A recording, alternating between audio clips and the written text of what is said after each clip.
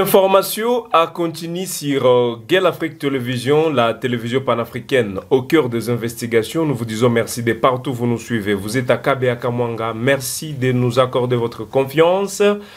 Toi, ça qui dit là, Bolulama Toulounou Télévision et tout, Gale Afrique Télévision, toi, ça qui dit là, Boakou Sungula, Boakou Manya, Maloua. À travers le 145 territoires, plusieurs Congolais Bazolanda Bisso, Bissika Bozali. La Constitution en parle encore aujourd'hui avec le président de la Ligue des jeunes de la province du Nord Kivu, du parti au pouvoir UDPS, Messier Gédéon. Bonjour et bienvenue.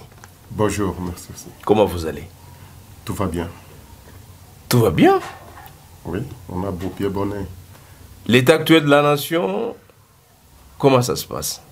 Bon, est tellement préoccupante par rapport, à la situation sécuritaire. On s'est dit que il y a un manger à boire où les Congolais, on ne dira pas que tout va bien par rapport à cette situation parce que quand une province est menacée, c'est toute la République qui est menacée. On en parlera exactement de la sécurité dont vous venez de soulever, mais parlons-en un peu de la grande question majeure qui concerne votre manifestation pour soutenir le changement de la Constitution en République démocratique du Congo. D'ailleurs, je rappelle que c'est prévu demain, le 20 décembre 2024. Le 19 plutôt.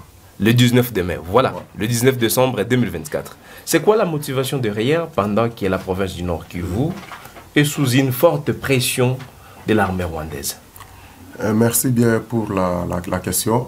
Vous savez que bien qu'il y a la guerre de l'autre côté, mais quand même, on ne va pas ignorer la question, l'actualité. Et aujourd'hui, c'est tout le monde qui parle le changement de la Constitution, si pas la révision. Et partout où vous passerez, vous allez sentir que le peuple est en train d'en parler, tergiverser. Ils n'ont pas de réponse sur la question. Et nous nous sommes dit que nous ne pouvons pas laisser cette question dans la rue. Nous créons un espace pour essayer de discuter entre jeunes, entre Congolais sur la question.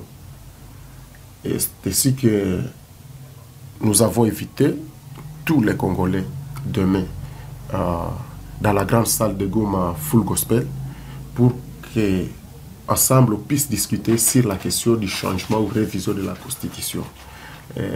C'est ça la motivation, en fait, créer un espace pour discuter de la question.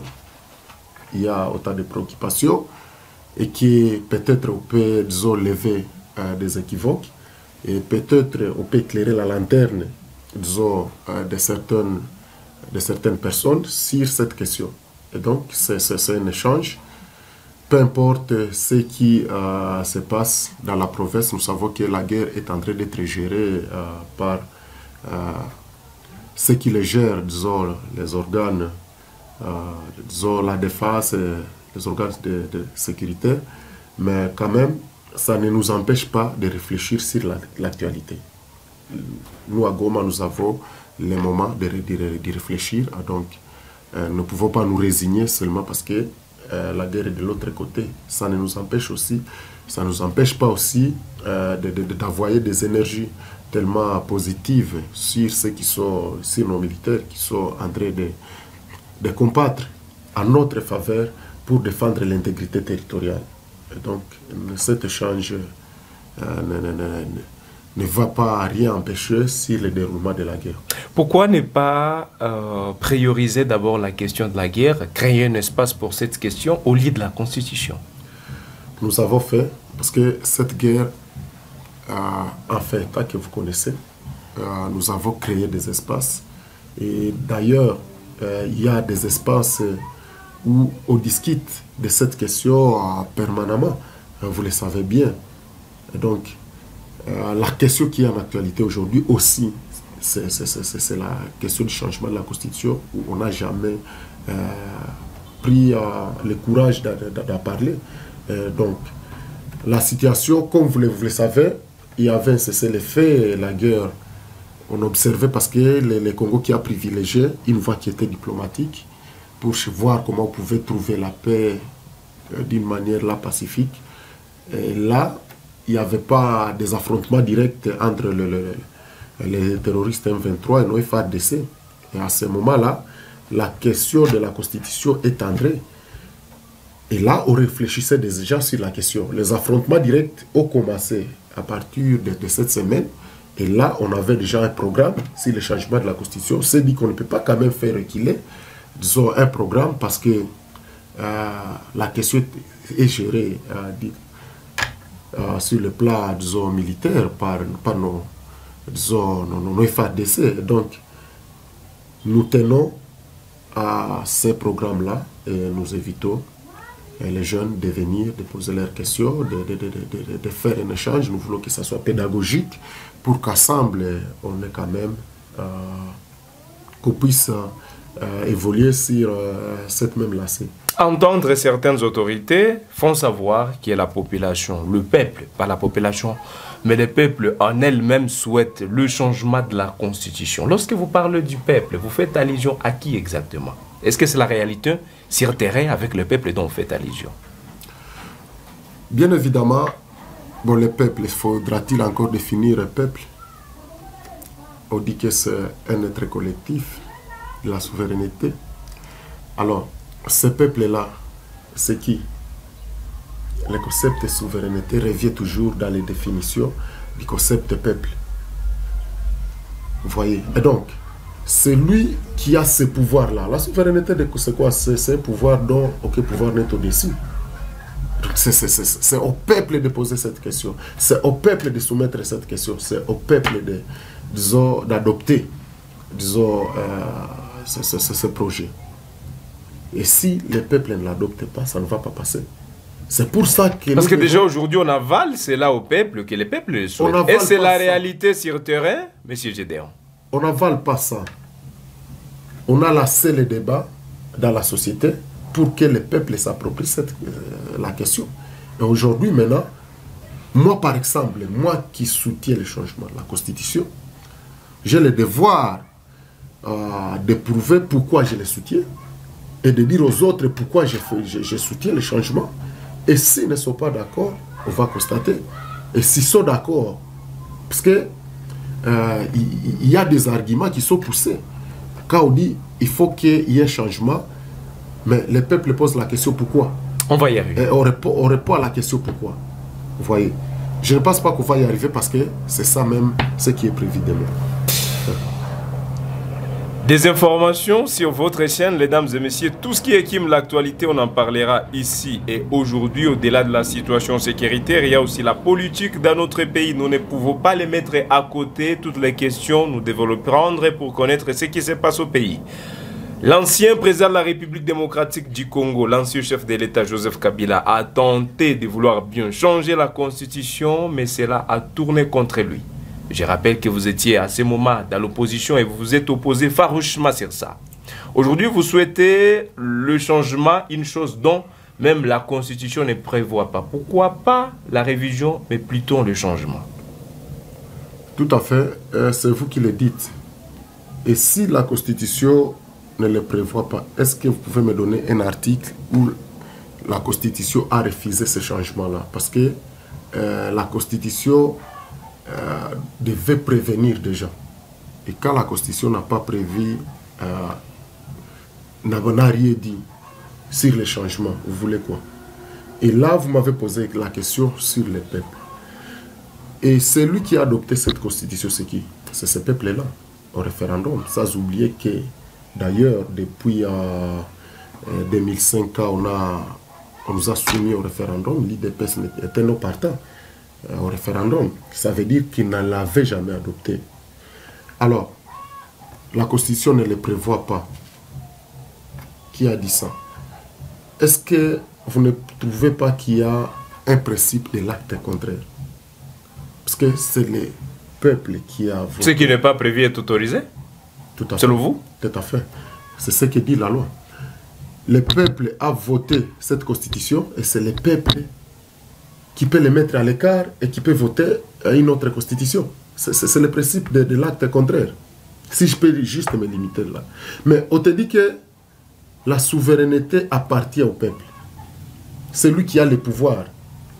Donc, il peut refuser ou il peut accepter. Si le peuple a accepté, l'État qu'on a donné cette souveraineté, qui d'autre peut refuser? Donc, le débat le changement n'est pas l'apanage des groupes, n'est pas l'apanage, disons, d'une organisation ou d'une institution, mais c'est l'apanage du peuple. C'est pour ça que nous nous tournons vers le peuple. Pour nous dire, voilà, il y a des raisons, bien justifiées qui nous poussent à dire que cette constitution doit quitter, il faut une nouvelle constitution. Et si le peuple l'adopte, mais vous voulez quoi? Une des plus grandes questions qui reste majeure aujourd'hui, la question de la sécurité à l'est de la République démocratique du Congo. Est-ce que vous y allez avec les deux questions? Changement de la constitution dont vous venez d'évoquer et finir la guerre à l'est du pays. Moi, je pense que... Où il y a d'abord une qui est priorisée en dessus de l'autre. Oui, je pense que ce que nous faisons, c'est juste une sensibilisation, c'est une réflexion sur le changement de la constitution. Mais le changement de la constitution, la matérialisation de ce changement, ce n'est pas aujourd'hui ou demain, il y aura un temps pour ça. Et pour que cela intervienne, il fallait qu'il y ait des préalables. Et parmi les préalables, d'ailleurs, la Constitution prévoit que s'il y a révision, tout ce qui peut arriver, retoucher la Constitution, ça ne doit pas se passer sous l'état de siège. Et donc, le moment où nous sommes encore sous l'état de siège, je pense que ça ne peut pas intervenir, mais cela ne nous empêche pas de réfléchir sur un éventuel changement. Le préalable, c'est qu'on doit finir avec cette guerre pour qu'on lève l'état de siège, parce que l'état de siège est venu pour mettre fin à ce désordre. Et je pense que la fin de la guerre, c'est un préalable. C'est un des préalables. Et quand le président aussi est abordé dans ce sens-là, je pense qu'il réfléchit directement sur comment mettre fin à cette guerre. L'état de siège, on en parle alors avant d'entamer la question de la sécurité toujours dans la province du Nord Kivu, instaurée depuis il y a quelques années. Aujourd'hui, quel bilan faites-vous de cette mesure? Le bilan de l'état de siège ne passe pas à l'évaluer prématurément. C'est sa mission principale, oui, parce qu'on peut l'évaluer également sur sa mission principale. La guerre, quand elle est là, elle commence, on ne sait pas comment elle va se dérouler et comment elle prendra fin. Et donc c'est prématuré de dire que voilà, l'état de siège a réussi ou a échoué. J'attends le moment. À ce niveau où on est, ça fait plus de 2 ans, M. Gédéon. À ce niveau où on est... Il y a eu des positifs, des négatifs. Qu'est-ce qu'il faut dire à ce sujet? Il y a des positifs. Par exemple, on n'a jamais fait un recul sur la guerre. On est en train de faire face à l'ennemi. C'est positif. Et si aujourd'hui nous sommes sur ce plateau, c'est parce qu'au moins il y a cet exercice-là. Il y a des militaires qui sont au front. Et nous, ici, quand même, on respire, on dort. Et le matin, on peut vaquer à nos occupations. Quelle est l'idée aujourd'hui du pouvoir, mesdames et messieurs, sur la guerre à l'est de la République démocratique du Congo? Vous êtes des milliers de Congolais qui vous posez plusieurs questions. Et quand est-ce que cette guerre pourra prendre fin? Également, nous sommes avec M. Gédéon pour toutes ces questions. M. Gédéon, 15 jours de résistance dont les FARDC, les forces armées de la République démocratique du Congo, ont manifesté dans les sites de Lubero, mais 16e jour après, le FARDC ont pu perdre encore plusieurs localités dans les territoires de Lubero. Comment expliquer cela? C'est une évidence qu'on ne peut pas nier, mais vous le savez, c'est la guerre, ça va dedans d'ici. Et s'il y a eu débordement hier ou avant-hier, ça ne dit pas que nos FARDC sont faibles devant l'ennemi M23. Et non, parce que les FARDC ont l'obligation de libérer tous les territoires qui sont occupés par l'ennemi. Et je pense que ce n'est pas ça la préoccupation, mais ce qui est vrai que les stratégies sont en train d'être revues pour que l'ennemi soit vraiment bouté hors d'état de nuire. Parce que vous avez parlé de 15 jours de résistance, mais un seul jour ne peut pas faire qu'on dise que les FARDC, c'est une armée faible. Non, ils tiennent. Et ce qui est arrivé, je pense que les combats continuent. Attendons les résultats et soyons seulement positifs. il y a une détermination, ça précéda et les résultats seront là. Vu l'allure où le processus de Luanda nous a menés, on espérait que c'est par là qu'il devrait venir normalement la dernière réponse vis-à-vis de l'agression rwandaise dans la province du Nord Kivu, mais c'est la décapotée à la dernière minute. C'est quoi? Quelle deviendra alors la dernière solution? Est-ce qu'on va devoir prioriser la voie militaire cette fois-ci? La voie privilégiée, tout d'abord, c'est la voie militaire. L'option militaire, c'est ce qui est vraiment privilégié quand il y a, disons, un ennemi qui est sur notre territoire. Mais on avait opté sur la voie pacifique. Vous savez que nous sommes dans des communautés et que les autres membres de la communauté au privé n'avaient pas voulu qu'entre les communautés, on puisse s'affronter, ou qu'on pouvait... Alors, ils ont préféré qu'on pouvait privilégier une voie qui était pacifique.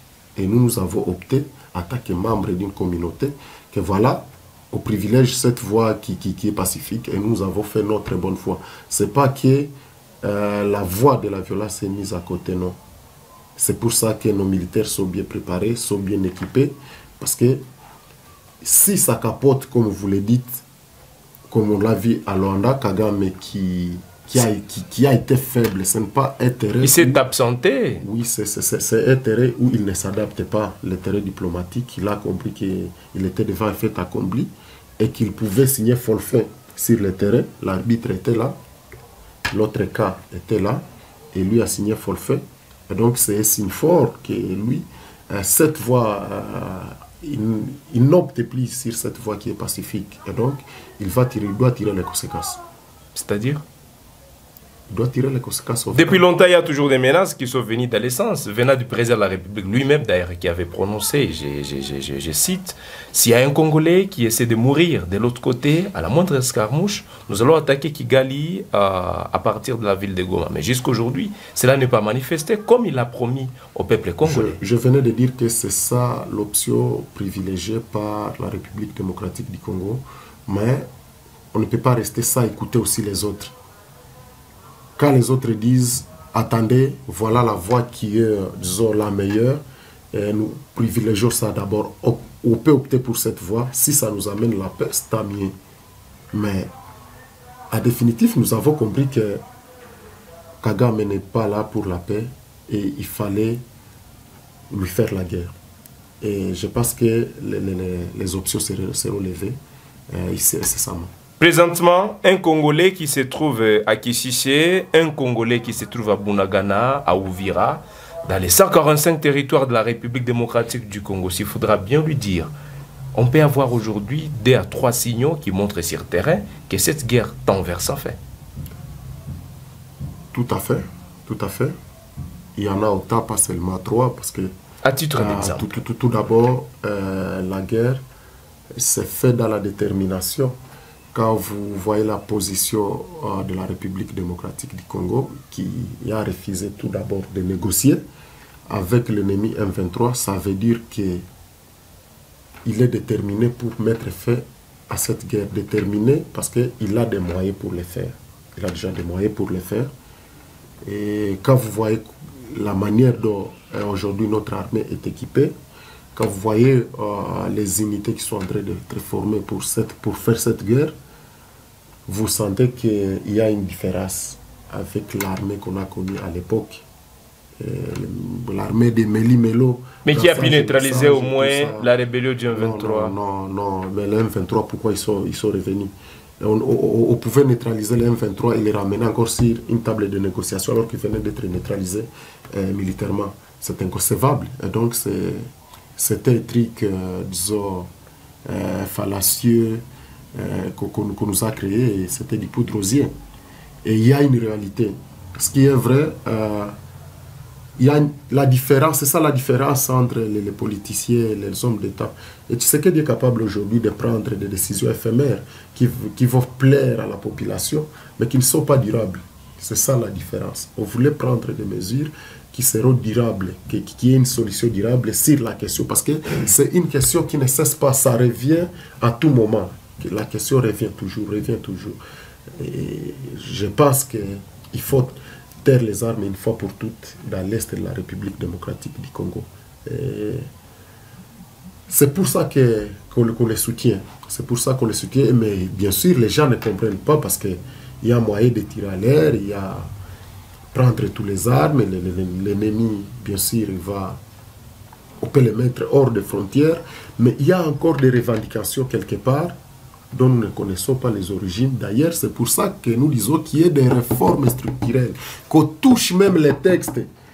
Parce que les moments où on sait déjà que non, telle part, il y a des accords, tel accord, quand on a une nouvelle constitution, on peut bloquer, disons, on peut adopter des articles contraires à tout ce qui est, à tout ce qu'on a comme accord avec tous ces belligérants.